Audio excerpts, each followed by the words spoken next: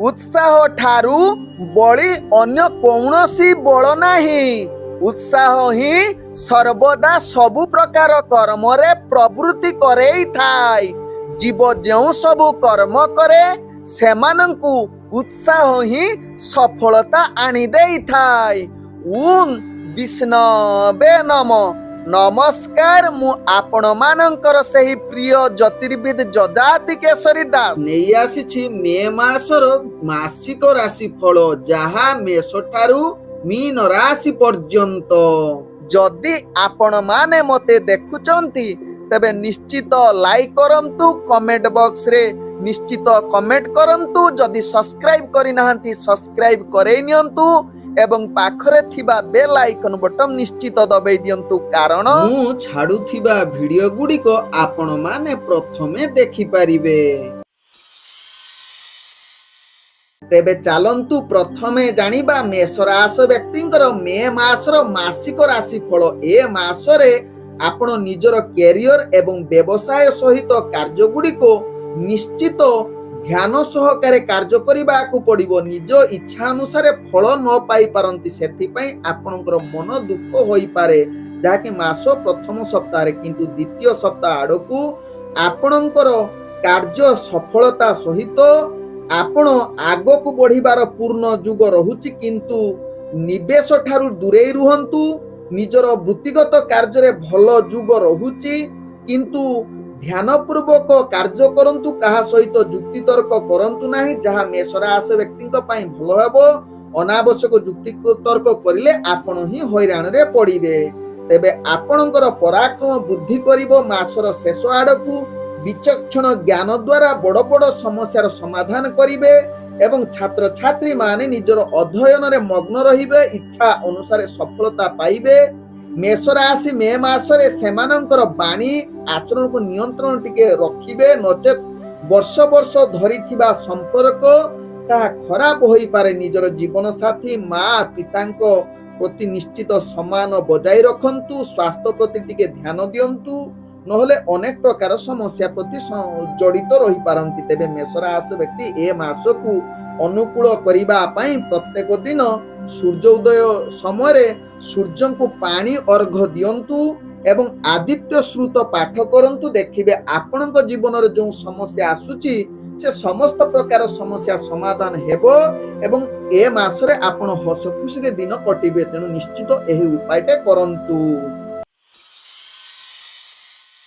तेबे एबे चलंतु जानिबा वृष राशि व्यक्तिंकर मे मासर मासिक राशि फल। आपणक मास आरंभरु भाग्य सहित आशा करुथिबा कार्य समर्थन मिलिबा टिके कष्टकर जुग रहुची। तेणु प्रत्येक कार्य योजना अनुसार कार्य करिले से समस्त प्रकार कार्य निश्चित सफलता पाइबे।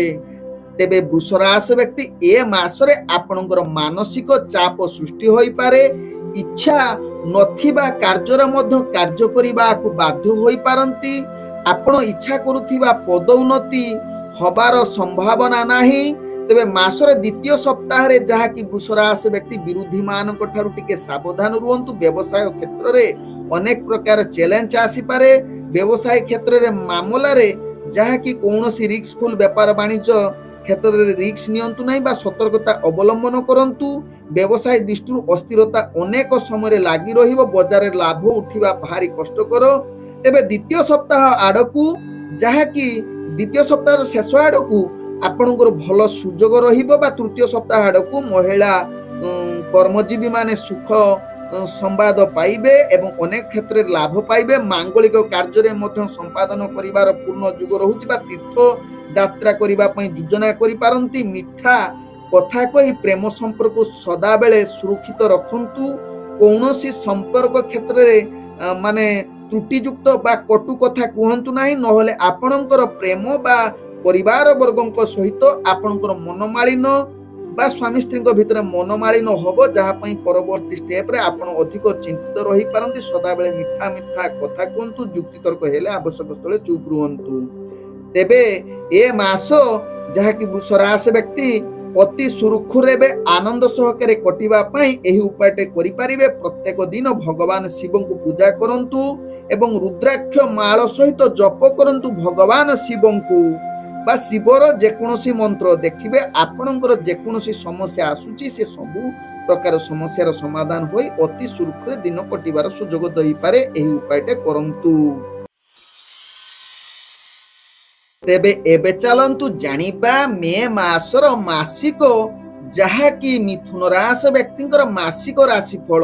ଆପଣଙ୍କର ଏ ମାସରେ କ୍ୟାରିୟର ଏବଂ ବ୍ୟବସାୟ ଦୃଷ୍ଟିରୁ ଦେଖିଲେ ଭଲ ପ୍ରଗତି ଏବଂ ଲାଭ ପାଇବାର ସୁଯୋଗ ରହୁଛି। ଆପଣଙ୍କର ଉତ୍ସାହ ଓ ଶକ୍ତି ବୃଦ୍ଧି ପାଇବାର ଯୁଗ ରହୁଛି। ସକାରାତ୍ମକ ଚିନ୍ତାଧାରାରୁ ପ୍ରଚୁରତା ସଫଳତା ଯୁଗ ରହୁଛି, ଅର୍ଥାତ୍ ସମସ୍ତ କାର୍ଯ୍ୟ ସମ୍ପୂର୍ଣ୍ଣ କରିବାର କ୍ଷମତା ଏ ମାସରେ ଆପଣଙ୍କ ପାଇଁ ଅତି ଉତ୍ତମ ଯୁଗ ରହୁଛି, ଯାହାକି ବଡ଼ ବଡ଼ ସଫଳତା ପାଇବା ସହିତ କର୍ମକ୍ଷେତ୍ରରେ ଆପଣ ନିଶ୍ଚିତ ପୁରସ୍କୃତ ହବାର ଚାନ୍ସ ରହୁଛି। ନିଜର କର୍ମ ବା ଆପଣଙ୍କର କଠିନ ପରିଶ୍ରମ ଦ୍ୱାରା ସମସ୍ତ କାର୍ଯ୍ୟ ସିଦ୍ଧି ଯୁଗ ସହିତ ସ୍ଥିତି ଭଲ ରହିବ। ବରିଷ୍ଠ କର୍ମୀ କ୍ଷେତ୍ରରୁ ସହଯୋଗ ପାଇବେ ଏବଂ ବ୍ୟବସାୟର ଜଡ଼ିତ ଲୋକମାନଙ୍କ ପାଇଁ ଆପଣଙ୍କର ଅନେକ କ୍ଷେତ୍ରରୁ ଲାଭ ପାଇବେ ଏବଂ ଆପଣ ମାସରେ ବ୍ୟବସାୟରେ ଭଲ ସଫଳତା ପାଇବା ସହିତ ଗୁରୁତ୍ୱପୂର୍ଣ୍ଣ କ୍ଷେତ୍ରରେ ଯଦି କୌଣସି ଟଙ୍କା ନିବେଶ କରୁଛନ୍ତି ଟିକେ ପରାମର୍ଶ ନେଲେ ଆପଣଙ୍କ ପାଇଁ ଭଲ ହେବ। ତେବେ ସ୍ୱାସ୍ଥ୍ୟଗତ ଦୃଷ୍ଟିରୁ ଦେଖିଲେ ଟିକେ ସାବଧାନ ରୁହନ୍ତୁ ବା ଶତ୍ରୁମାନେ କିଛି ମାତ୍ରାରେ ଆପଣଙ୍କୁ ତୃତୀୟ ସପ୍ତାହ କ୍ଷେତ୍ରରେ ଅନାବଶ୍ୟକ ସମସ୍ୟାର ସମ୍ମୁଖୀନ ହେବାକୁ ଚେଷ୍ଟା କରିପାରନ୍ତି, ଯାହାକି ଶତ୍ରୁମାନେ ପଛରେ ଆପଣଙ୍କୁ ଅନେକ ପ୍ରକାର ହଇରାଣ କରିବା ପାଇଁ ଚେଷ୍ଟା କରନ୍ତି। ତେବେ ଆପଣ ଆର୍ଥିକ ଦୃଷ୍ଟିରୁ କିଛି ସମସ୍ୟା ବଢ଼ିପାରେ ବା ଅନାବଶ୍ୟକ ଖର୍ଚ୍ଚ ବଢ଼ିପାରେ, ତେଣୁ ଏହା ପ୍ରତି ଧ୍ୟାନ ଦିଅନ୍ତୁ। ପ୍ରେମ ଜଗତରେ ଆପଣଙ୍କ ପାଇଁ ଅତି ଅନୁକୂଳ ରହୁଛି। ସନ୍ତାନ ପରିବାର ବର୍ଗ କ୍ଷେତ୍ରରେ ମଧ୍ୟ ହସ ଖୁସିରେ ଦିନ କଟିବାର ପୂର୍ଣ୍ଣ ସୁଯୋଗ ରହୁଛି, ଯାହା ମିଥୁନ ରାଶି ବ୍ୟକ୍ତିଙ୍କ ଭାଗ୍ୟ ଚକ୍ରରୁ ଜଣାପଡୁଛି ଏ ମାସ କ୍ଷେତ୍ରରେ। ତେବେ ଏ ମାସରେ ଯଦି ଭଲ ରହିବା ପାଇଁ ଚାହୁଁଛନ୍ତି ତେବେ ଏହି ଉପାୟଟେ କରନ୍ତୁ। ପ୍ରତ୍ୟେକ ଦିନ ଭଗବାନ ଗଣେଶଙ୍କୁ ପୂଜା କରନ୍ତୁ ଏବଂ ଗଣେଶଙ୍କର ଚାଳିଶା ପାଠ କରନ୍ତୁ। ଦେଖିବେ ଆପଣଙ୍କର ଜୀବନରେ ଯେଉଁ ସମସ୍ୟା ଆସୁଛି ସେ ସମସ୍ତ ପ୍ରକାର ସମସ୍ୟା ଏହି ଉପାୟଟେ ଏ ମାସରେ କରିଲେ ସମାଧାନ ହବାର ଅନେକ ଯୁଗ ବନଉଛି।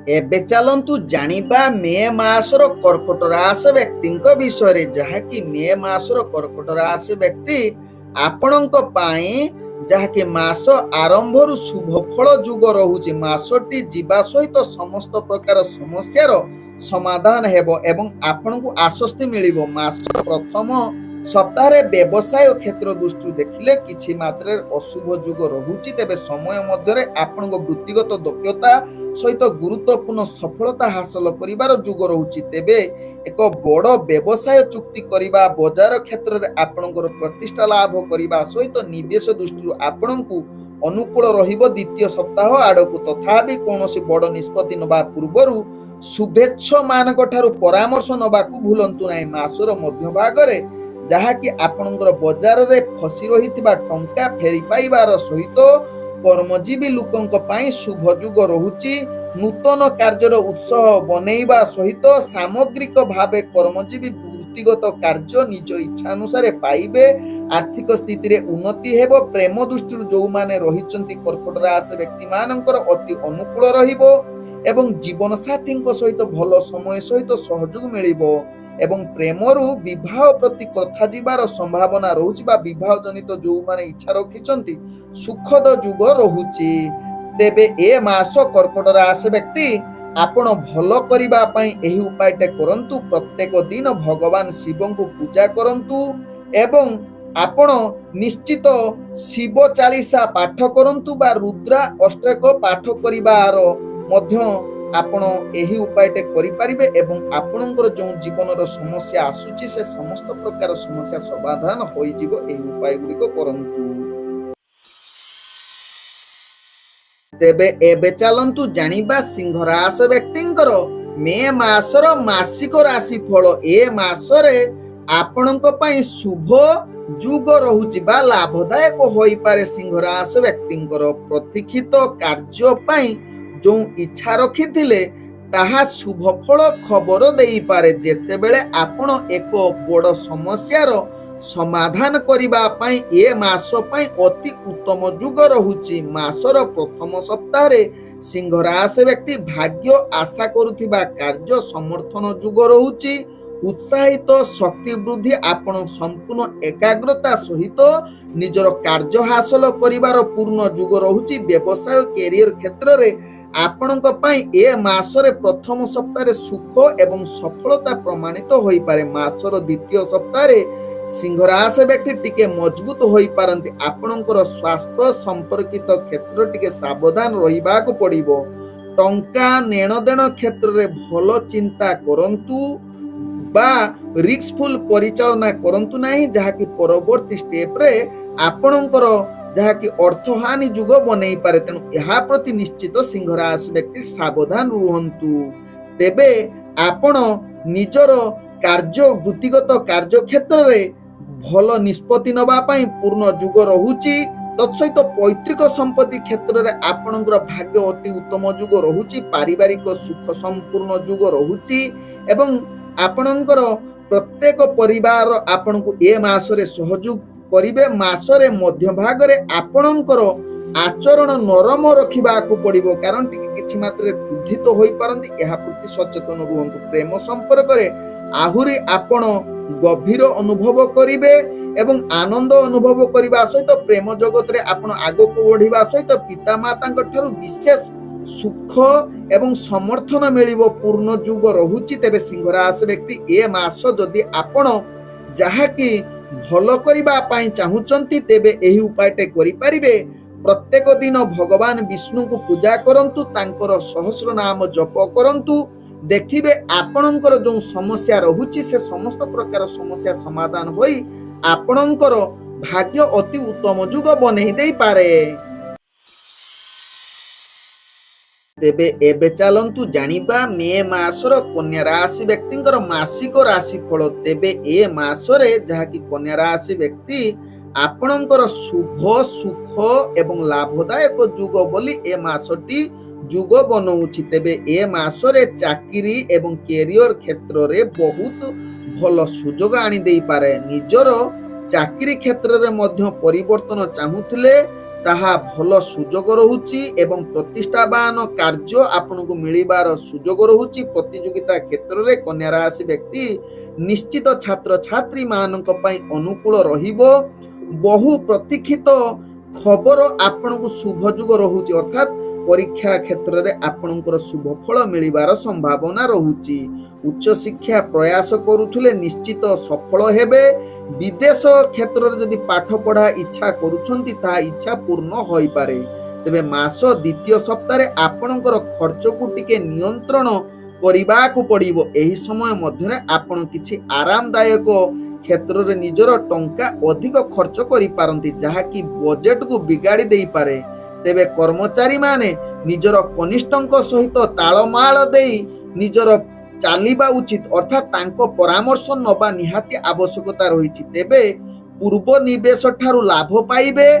ମେ ମାସରେ କନ୍ୟା ରାଶି ବ୍ୟକ୍ତି ପୈତୃକ ସମ୍ପତ୍ତି କ୍ଷେତ୍ରରେ ଯଦି କିଛି ଝାମେଲା ଚାଲୁଥିବ ସେଥିରେ ଆପଣ ସମାଧାନ ହୋଇ ପୈତୃକ ସମ୍ପତ୍ତି କ୍ଷେତ୍ରରେ ଲାଭବାନ ହୋଇପାରନ୍ତି। ତେବେ ଏହି ମାସରେ ମେ ମାସ କ୍ଷେତ୍ରରେ ବ୍ୟକ୍ତିମାନେ ଯାହାକି କନ୍ୟା ରାଶି ବ୍ୟକ୍ତି ପ୍ରତିଷ୍ଠାବାନ ହବା ସହିତ ପ୍ରେମ ଜଗତରେ ଆପଣ ଭାଗ୍ୟ ଅତି ଶୁଭ ଯୁଗ ରହୁଛି।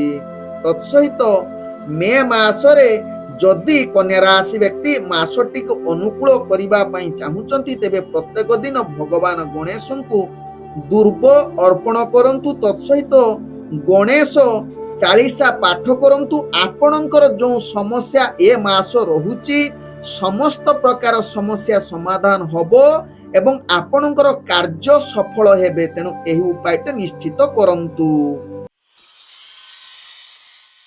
ଏବେ ଚାଲନ୍ତୁ ଜାଣିବା ତୁଳା ରାଶି ବ୍ୟକ୍ତିଙ୍କର ମେ ମାସର ମାସିକ ରାଶି ଫଳରେ ଏ ମାସଟି ଆପଣଙ୍କ ପାଇଁ ମଧ୍ୟମ ଫଳପ୍ରଦ ବୋଲି ଜଣା ପଡୁଛି।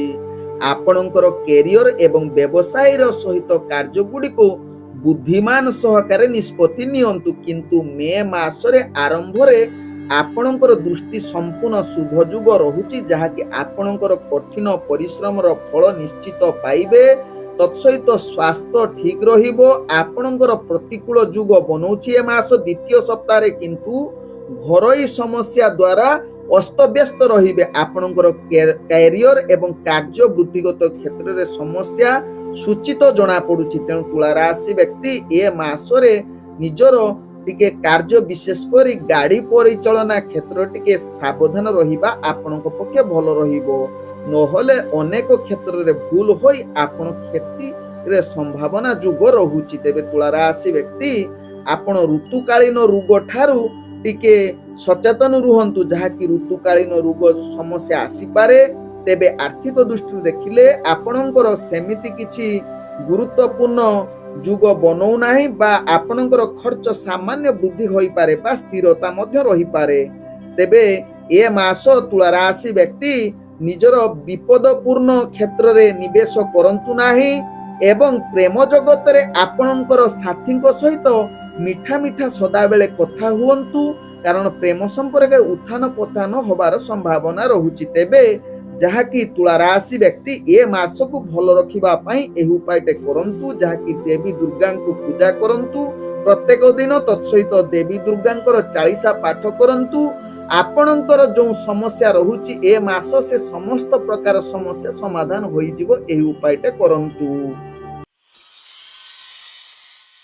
ତେବେ ଏବେ ଚାଲନ୍ତୁ ଜାଣିବା ବିଛା ରାଶି ବ୍ୟକ୍ତିଙ୍କର ମେ ମାସରେ କଣ ରହିଛି ମାସିକ ରାଶିଫଳ। ଏ ମାସରେ ବିଛା ରାଶି ବ୍ୟକ୍ତି ଉତ୍ଥାନ ପତନର ପରିପୂର୍ଣ୍ଣ ରହିବ। ଏ ମାସ ଆପଣଙ୍କୁ ସର୍ବଦା ସତର୍କତା ସହିତ କାର୍ଯ୍ୟ କରନ୍ତୁ। ଦୁର୍ଘଟଣା ଜନିତ ବା କୌଣସି ମାନସମ୍ମାନ ହାନି ହବାର ଚାନ୍ସ ରହୁଛି ବିଛା ରାଶି ବ୍ୟକ୍ତିଙ୍କର। ତେଣୁ ଏହା ପ୍ରତି ନିଜର କାମ ପ୍ରତି ବା ନିଜର ବ୍ୟକ୍ତିଗତ କାର୍ଯ୍ୟ ପ୍ରତି ସଚେତନ ରୁହନ୍ତୁ। ଆଳସ୍ୟପଣ ଠାରୁ ଦୂରତା ଅବଲମ୍ବନ କରିବା ସହିତ ମାସ ଆରମ୍ଭରେ କୌଣସି କାର୍ଯ୍ୟ ସମ୍ବନ୍ଧୀୟ ଅସୁବିଧା ବା ପରିବାର ଜନିତ ସମସ୍ୟାରେ ଜଡ଼ିତ ରହି ଚିନ୍ତାରେ ମଗ୍ନ ରହିପାରନ୍ତି। ପରିବାର ସଦସ୍ୟଙ୍କ ସହିତ ଆପଣଙ୍କର ଅଶାନ୍ତି ପରିବେଶ ସୃଷ୍ଟି ହୋଇପାରେ। ଯେକୌଣସି ପରିସ୍ଥିତିରେ ଆପଣ ନିଜର ବ୍ୟବହାରକୁ ନିୟନ୍ତ୍ରଣ ରଖିବାକୁ ପଡ଼ିବ। କ୍ରୋଧ ଆଦୌ ହୁଅନ୍ତୁ ନାହିଁ, ନଚେତ୍ ପ୍ରିୟଜନଙ୍କ ସହିତ ଆପଣଙ୍କର ସମ୍ପର୍କ ଫାଟଯୁକ୍ତ ହୋଇପାରେ। ତେବେ ମେ ମାସର ମଧ୍ୟଭାଗ ଆଡ଼କୁ ବିଛା ରାଶି ବ୍ୟକ୍ତିଙ୍କର ଆର୍ଥିକ ପ୍ରତିକୂଳ ସୃଷ୍ଟି ହୋଇପାରେ। ଏ ମାସରେ ଆପଣଙ୍କର ଖର୍ଚ୍ଚ ବୃଦ୍ଧି କରିବାର ସମ୍ଭାବନା ଟିକେ କମି ଯାଇପାରେ, କିନ୍ତୁ ଅସ୍ଥାୟୀ ନ ରହିପାରେ। ଅର୍ଥାତ୍ ଆପଣ କିଛି ପରିବର୍ତ୍ତନ ସମୟରେ ଆପଣଙ୍କର ଖର୍ଚ୍ଚ ବୃଦ୍ଧି ହୋଇପାରେ। ତଥାପି ଯେକୌଣସି କାର୍ଯ୍ୟ କରିବେ ଯୋଜନା ପ୍ରସ୍ତୁତ କରି ସତର୍କତା ସହିତ କାର୍ଯ୍ୟ କରନ୍ତୁ। ଯଦି ଟଙ୍କା ନିବେଶ କରିବେ, ଆଦୌ ସତର୍କତା ନ ହୋଇ ଯଦି କାର୍ଯ୍ୟ କରିବେ, ସେ ଟଙ୍କା ବୁଡ଼ିଯିବାର ସମ୍ଭାବନା ରହୁଛି ବିଛା ରାଶି ବ୍ୟକ୍ତି। ତେବେ ଶ୍ରମିକ ଜାତିର ବ୍ୟକ୍ତିମାନେ କନିଷ୍ଠ ମଧୁର ସମ୍ପର୍କ ବଜାଇ ରଖନ୍ତୁ। ପ୍ରେମ ସମ୍ବନ୍ଧରେ ଯେଉଁମାନେ ଜଡ଼ିତ, ମନରେ ଅନେକ ପ୍ରକାର ଦ୍ୱନ୍ଦ୍ୱ ଆସିବ। ପ୍ରେମ ସାଥୀଙ୍କ ସହିତ ଆପଣଙ୍କର ଯୁକ୍ତିତର୍କ ଅନେକ ପରିମାଣରେ ଦେଖା ଦେଇପାରେ। ନିଜର ଭାବନା ଠାରୁ ଦୂରେଇ ରହିବା ସହିତ କଳହ ଯୁକ୍ତିତର୍କ ଠାରୁ ନିଶ୍ଚିତ ନିଜକୁ ଚୁପ୍ ରଖାନ୍ତୁ। ତେବେ ଯାଇ ଏ ମାସଟି ଆପଣଙ୍କ ପାଇଁ ଭଲରେ ଗଠିବ। ନହେଲେ ଆପଣ ଅନେକ ଭିତରେ ଆପଣଙ୍କର ସମ୍ପର୍କ ଫାଟ ସୃଷ୍ଟି ହେବ। ତେବେ ବିଛା ରାଶି ବ୍ୟକ୍ତି ଏ ମାସକୁ ଯଦି ଭଲ ରଖିବା ପାଇଁ ଚାହୁଁଛନ୍ତି, ପ୍ରତ୍ୟେକ ଦିନ ହନୁମାନଙ୍କୁ ପୂଜା କରିବା ସହିତ ହନୁମାନ ଚାଳିଶା ପାଠ କରନ୍ତୁ। ଆପଣଙ୍କ ଜୀବନରେ ଯେଉଁ ସମସ୍ୟା ରହୁଛି ଏ ମାସ ନିଶ୍ଚିତ ସମାଧାନ ହୋଇଯିବ। ଏହି ଉପାୟଟେ କରନ୍ତୁ। ତେବେ ଏବେ ଚାଲନ୍ତୁ ଜାଣିବା ମେ ମାସର ଧନୁରାଶି ବ୍ୟକ୍ତିଙ୍କର ମାସିକ ରାଶି ଫଳରେ ଏ ମାସରେ ଜୀବନରେ କିଛି ନୂତନ ସୁଯୋଗ ସୃଷ୍ଟି କରିବାର ସମ୍ଭାବନା ରହୁଛି। ଆପଣଙ୍କ କାମ ପାଇଁ ଅଧିକ ଶୀଘ୍ର କରିବାର ସମ୍ଭାବନା ରହୁଛି, ଅର୍ଥାତ୍ ଶୁଭ ଯୁଗ ରହୁଛି। କ୍ୟାରିୟର ଦୃଷ୍ଟିରୁ ବା ବ୍ୟବସାୟ ଦୃଷ୍ଟିରେ ଆପଣଙ୍କୁ ଅନେକ ମହାନ କ୍ଷେତ୍ରରେ ସୁଯୋଗ ମିଳିବ। ମାସ ଆରମ୍ଭରେ ବେକାରୀ ଯେଉଁମାନେ ଥିବେ, ନିଯୁକ୍ତି ପାଇବାର ସମ୍ଭାବନା ରହୁଛି ଧନୁରାଶି ବ୍ୟକ୍ତିଙ୍କ କ୍ଷେତ୍ରରେ। ତେବେ ଏହି ସମୟରେ ପାରିବାରିକ ମାମଲା କ୍ଷେତ୍ରରେ ଯେଉଁ ପୂର୍ବରୁ ଜଡ଼ିତ ସମସ୍ୟା ସମାଧାନ ହେବ। ପ୍ରିୟଜନଙ୍କ ସହିତ ମତଭେଦ ଦୂର ହେବା ସହିତ କୌଣସି ଯୋଜନା ଟଙ୍କା ବା ଫସି ରହିଥିଲେ ତାହା ଫେରି ପାଇବାର ବା ଉନ୍ନତି ହବାର ଅନେକ ସମ୍ଭାବନା ରହିଛି। ଏହି ମାସରେ ବ୍ୟବସାୟ ବିସ୍ତାରିତ ହବାର ଯୋଜନା ରହୁଛି।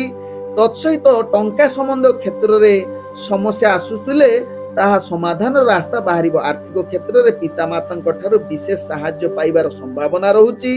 ତେବେ ମାସରେ ମଧ୍ୟଭାଗରେ ଆପଣ ଆରାମ ସମ୍ବନ୍ଧୀୟ ନୂତନ ଜିନିଷ ଆସିବାର ଘରକୁ ଯୁଗ ବନଉଛି। ମାସ ଦ୍ୱିତୀୟ ସପ୍ତାହରେ ଯାହାକି ସମ୍ପର୍କିତ କ୍ଷେତ୍ରରେ ଆପଣ କିଛି ସମୟ ବିତିବାର ସୁଯୋଗ ମିଳିପାରେ। ପ୍ରିୟଜନଙ୍କ ସହିତ ଆପଣ ଆନନ୍ଦିତ ଅନୁଭବ କରିପାରନ୍ତି। ସ୍ୱାସ୍ଥ୍ୟଗତ ଦୃଷ୍ଟିରୁ ଦେଖିଲେ ଏ ମାସ ଆପଣ ସମ୍ପୂର୍ଣ୍ଣ ସୁସ୍ଥ ରହିବାର ସମ୍ଭାବନା ରହିଛି। ସମ୍ପର୍କୀୟ ମାନଙ୍କ ଠାରୁ ଅନେକ କାର୍ଯ୍ୟ ହାସଲ କରିବା ସହିତ ଆପଣ ଅନେକ କ୍ଷେତ୍ରରେ ଜୟଯୁକ୍ତ ହବାର ପୂର୍ଣ୍ଣ ଯୁଗ ରହୁଛି। ତେବେ ଏ ମାସ ଧନୁରାଶି ବ୍ୟକ୍ତି ଭଲ ରଖିବା ପାଇଁ ପ୍ରତ୍ୟେକ ଦିନ ଭଗବାନ ବିଷ୍ଣୁଙ୍କୁ ପୂଜା କରନ୍ତୁ। ଦେଖିବେ ଆପଣଙ୍କର ଯେଉଁ ସମସ୍ୟା ରହୁଛି ନିଶ୍ଚିତ ସମାଧାନ ହୋଇଯିବ। ଏହି ମାସରେ ଏହି ଉପାୟଟେ କରନ୍ତୁ। ତେବେ ଏବେ ଚାଲନ୍ତୁ ଜାଣିବା ମକର ରାଶି ବ୍ୟକ୍ତିଙ୍କର ମେ ମାସରେ କଣ ରହିଛି ମାସିକ ରାଶିଫଳ। ଏ ମାସଟି ଯାହାକି ମକର ରାଶି ବ୍ୟକ୍ତିଙ୍କର କ୍ୟାରିୟର ଦୃଷ୍ଟିରୁ ଦେଖିଲେ କିଛି ସମସ୍ୟାର ସମ୍ମୁଖୀନ ହୋଇପାରନ୍ତି। ମାସ ଆରମ୍ଭରୁ ବିରୋଧୀ ମାନେ ସକ୍ରିୟ ରହିବେ। ଆପଣଙ୍କ କାର୍ଯ୍ୟରେ ବାଧା ସୃଷ୍ଟି କରିବା ପାଇଁ ଚେଷ୍ଟା କରିପାରନ୍ତି। କାମରେ ଅସୁବିଧା, ଆତ୍ମସୃଜନ ମାନଙ୍କୁ ସମର୍ଥନ ମିଳିବା ଭାରି କଷ୍ଟକର, ସେଥିପାଇଁ ଆପଣ ହତାଶ ହୋଇପାରନ୍ତି। ତେବେ ଏହି ମାସରେ ଆପଣ ନିଶ୍ଚିତ ଆକାରାତ୍ମକ ବା ନକାରାତ୍ମକ ଶକ୍ତି ଠାରୁ ଅଧିକ ଜଡ଼ିତ ରହିପାରନ୍ତି। ତେଣୁ ଯେତେ ପାରିବେ ସେଇ ସବୁ ଭାବନା ଠାରୁ ଦୂରେଇ ରୁହନ୍ତୁ, ଯାହା ଆପଣଙ୍କ ପାଇଁ ଭଲ ହେବ। ସଦାବେଳେ ସଂଯମତା ରଖି ପ୍ରତ୍ୟେକ କାର୍ଯ୍ୟ କରନ୍ତୁ ମକର ରାଶି ବ୍ୟକ୍ତି। ତେବେ ମେ ମାସରେ ମଧ୍ୟଭାଗରେ କିଛି ସ୍ୱାସ୍ଥ୍ୟ ସମସ୍ୟାର ସମ୍ମୁଖୀନ ହୋଇପାରନ୍ତି। ଏହି ସମୟରେ ମଧ୍ୟରେ କୌଣସି ସ୍ୱାସ୍ଥ୍ୟ ସମସ୍ୟା ଅଣଦେଖା କରନ୍ତୁ ନାହିଁ। ସମୟ ମଧ୍ୟରେ ଚିକିତ୍ସା କରନ୍ତୁ, ନଚେତ୍ ଆପଣ ମାନସିକ ଏବଂ ଶାରୀରିକ ଯନ୍ତ୍ରଣା ଭୋଗ କରିପାରନ୍ତି। ମାସରେ ତୃତୀୟ ସପ୍ତାହରେ ପରିସ୍ଥିତି ଆପଣଙ୍କ ସପକ୍ଷରେ ଥିବା ପରି ମନେ ହୁଏ। ଏହି ସମୟରେ ମଧ୍ୟରେ ତିକ୍ତତା ଦୂର ହେବ, ସ୍ୱାସ୍ଥ୍ୟ ମଧ୍ୟ ଉନ୍ନତି ଆସିବ। ପୂର୍ବରୁ ଥିବା ସ୍ୱାସ୍ଥ୍ୟ ସମସ୍ୟାରୁ ମୁକ୍ତି ପାଇବେ। ଆପଣ ଆଶ୍ୱସ୍ତି ଅନୁଭବ କରିବେ। ପାରିବାରିକ ଶାନ୍ତି ଏବଂ ସହଯୋଗ ମିଳିବ। ଭାଇ ଏବଂ ଭଉଣୀଙ୍କ ମଧ୍ୟରେ ସମନ୍ୱୟ ସହଯୋଗ ମିଳିବ। ମାସରେ ଶେଷ ଆଡ଼କୁ ବିପରୀତ ଲିଙ୍ଗ ପ୍ରତି ଆକର୍ଷିତ ହେବାର ସମ୍ଭାବନା ରହୁଛି, ଅର୍ଥାତ୍ ପ୍ରେମ ଜାଗ୍ରତ ହୋଇପାରେ ଆପଣଙ୍କ ଠାରେ। ତେବେ ଏ ମାସକୁ ଉଜ୍ଜଳ ଏବଂ ଶାନ୍ତି ଶୃଙ୍ଖଳା ସହିତ ଯଦି ମାସଟି କଟିବାର ଯୁଗ କରେଇବେ, ତେବେ ଆପଣ ମକର ରାଶି ବ୍ୟକ୍ତି ପ୍ରତ୍ୟେକ ଦିନ ହନୁମାନଙ୍କୁ ପୂଜା କରନ୍ତୁ ଏବଂ ସୁନ୍ଦର କାଣ୍ଡ ପାଠ କରନ୍ତୁ। ଦେଖିବେ ଆପଣଙ୍କ ଜୀବନରେ ଯେଉଁ ସମସ୍ୟା ରହୁଛି ସେ ସମସ୍ତ ପ୍ରକାର ସମସ୍ୟା ଏ ମାସରେ ସମାଧାନ ହୋଇଯିବ। ଏହି ଉପାୟଟି ନିଶ୍ଚିତ କରନ୍ତୁ। ତେବେ ଏବେ ଚାଲନ୍ତୁ ଜାଣିବା କୁମ୍ଭ ରାଶି ବ୍ୟକ୍ତିଙ୍କର ମେ ମାସରେ କଣ ରହିଛି। ଏହି ମାସରେ ଆପଣଙ୍କୁ ପରିବର୍ତ୍ତନକାରୀ ଭଳି ମନେ ହୋଇପାରେ। ଆପଣଙ୍କର କ୍ୟାରିୟର ଦୃଷ୍ଟିରୁ ବା ବ୍ୟବସାୟ ଦୃଷ୍ଟିରୁ ପରିବର୍ତ୍ତନ ହବାର ଚାନ୍ସ ରହୁଛି। ହଠାତ୍ କୌଣସି ଜାଗାକୁ ସ୍ଥାନାନ୍ତରିତ ବା କିଛି ଦାୟିତ୍ୱ ପରିବର୍ତ୍ତନ ହବାର ଯୁଗ ବନଉଛି।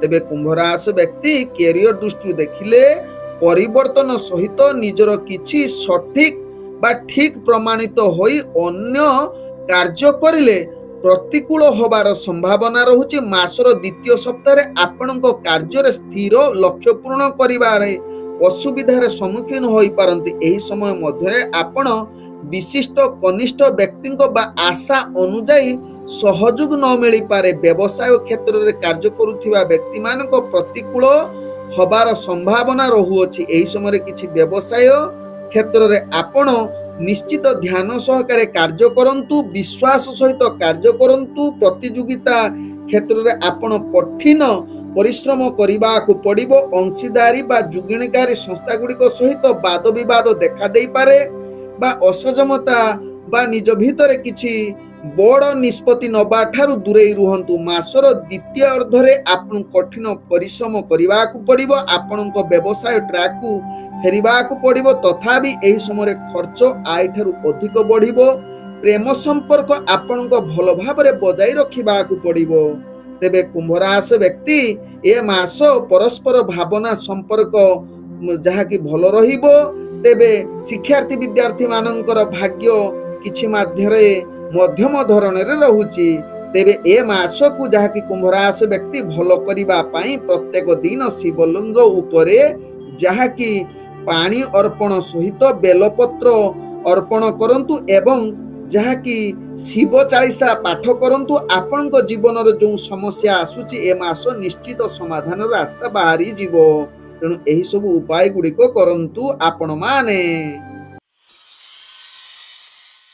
ତେବେ ଚାଲନ୍ତୁ ଜାଣିବା ମେ ମାସରେ ମୀନ ରାଶି ବ୍ୟକ୍ତିଙ୍କର କଣ ରହିଛି ଯାହାକି ମାସିକ ରାଶି ଫଳରେ ଏ ମାସରେ ଆପଣଙ୍କର ଉତ୍ଥାନ ପତନର ପରିପୂର୍ଣ୍ଣ ରହିବ। ଯଦିଓ ଏହି ମାସରେ ଆରମ୍ଭରେ କ୍ୟାରିୟର ଏବଂ ବ୍ୟବସାୟ ଦୃଷ୍ଟିରୁ ସୌଭାଗ୍ୟ ଆଣିଥାଏ, ପରିସ୍ଥିତି ଆପଣଙ୍କର ଅନୁକୂଳ ହବାର ଯୁଗ ବନଉଛି। ଚାକିରି ବୃତ୍ତିଗତ କର୍ମକ୍ଷେତ୍ରରେ ଆପଣଙ୍କ କାମରେ ସଫଳ ହେବ ଏବଂ ସମସ୍ତ ପ୍ରକାର ଚ୍ୟାଲେଞ୍ଜର ସମ୍ମୁଖୀନ ହୋଇପାରନ୍ତି। ତେବେ ଯଦିଓ ଆପଣ ବ୍ୟବସାୟ ସହିତ ଜଡ଼ିତ କାର୍ଯ୍ୟଗୁଡ଼ିକୁ ସମୟ ଅନୁସାରେ କାର୍ଯ୍ୟ କରନ୍ତୁ, ବିପଦପୂର୍ଣ୍ଣ ନିବେଶ କରନ୍ତୁ ନାହିଁ। ମାସ ଆରମ୍ଭରୁ ଆପଣଙ୍କ ଟଙ୍କା ପରିଚାଳନା କରିବା ପୂର୍ବରୁ ନିଶ୍ଚିତ ପରାମର୍ଶ ନେଇ କାର୍ଯ୍ୟ ଆରମ୍ଭ କରନ୍ତୁ ବା ମାର୍ଗଦର୍ଶକଙ୍କ ଠାରୁ ପରାମର୍ଶ ନେଇ କାର୍ଯ୍ୟ କରିଲେ ଏହା ଆପଣଙ୍କ ପାଇଁ ଲାଭଦାୟକ ହେବ। ତେବେ ମାସର ଶେଷ ଭାଗ ବା ମଧ୍ୟ ଭାଗ ଆଡ଼କୁ କିଛି ଦୂର ଯାତ୍ରା କରିବାର ସମ୍ଭାବନା ଯୁଗ ରହୁଛି ବା ଯାତ୍ରା ଆପଣଙ୍କର ସୁଖପ୍ରଦ ପ୍ରମାଣିତ ହେବ। ନୂତନ ସମ୍ପର୍କ ସୃଷ୍ଟି ହେବ। ସମୟ ମଧ୍ୟରେ ଆପଣଙ୍କର ଯେଉଁ ଘରୋଇ ସମସ୍ୟାର ସମାଧାନ ଖୋଜି ପାଇବେ। ଆପଣଙ୍କର ପିଲାମାନଙ୍କ ସହ ଜଡ଼ିତ ସମସ୍ୟା ଗୁଡ଼ିକ ସମାଧାନ ହେବ ବା ଆଶ୍ୱସ୍ତି ଆଣିଦେବ। ମାସରେ ଯାହାକି ମୀନ ରାଶି ବ୍ୟକ୍ତିଙ୍କର ଶ୍ୱଶୁର ଘରର ଯାହାକି ଲୋକଙ୍କ ଠାରୁ ବିଶେଷ ସମର୍ଥନ ପାଇବାର ସମ୍ଭାବନା ରହିଛି। ଏହି ମାସ ସମୟରେ ଆପଣଙ୍କର ପୁରୁଣା ଋଣଯୁକ୍ତ କିଛି ଯେଉଁ ସମସ୍ୟା ଥିଲା ବା କୂଟ ଜନିତ ସମସ୍ୟା ଥିବ ତାହା ମଧ୍ୟ ଆପଣଙ୍କର ସମାଧାନ ହବାର ଚାନ୍ସ ରହୁଛି। ତେବେ ଏ ମାସରେ ପ୍ରେମ ଦୃଷ୍ଟିରୁ ଆପଣଙ୍କୁ ଅନୁକୂଳ ହବାର ସହିତ ପ୍ରେମ ସାଥୀ ଆପଣଙ୍କୁ କିଛି ସାନ୍ତ୍ୱନା ଦେଇପାରନ୍ତି ଏବଂ ଆପଣଙ୍କର ଉଜ୍ଜଳ ଭବିଷ୍ୟତ ପାଇଁ ଆପଣଙ୍କୁ ସାଥ ଦେବାର ପୂର୍ଣ୍ଣ ଯୁଗ ରହୁଛି। ତେବେ ଏ ମାସରେ ଯାହାକି ମୀନ ରାଶି ବ୍ୟକ୍ତି ମାସଟିକୁ ଅତି ଉତ୍ତମ କରିବା ପାଇଁ ଏହି ଉପାୟଟି କରନ୍ତୁ। ପ୍ରତ୍ୟେକ ଦିନ ଭଗବାନ ସୂର୍ଯ୍ୟଙ୍କୁ ଯାହାକି ପାଣି ପ୍ରଦାନ କରିବା ସହିତ ଆଦିତ୍ୟ ଶ୍ରୁତି ପାଠ କରନ୍ତୁ। ଆପଣଙ୍କ ଜୀବନରେ ଯେଉଁ ସମସ୍ୟା ଆସୁଛି ସେ ସମସ୍ତ ପ୍ରକାର ସମସ୍ୟାର ସମାଧାନ ହୋଇଯିବ।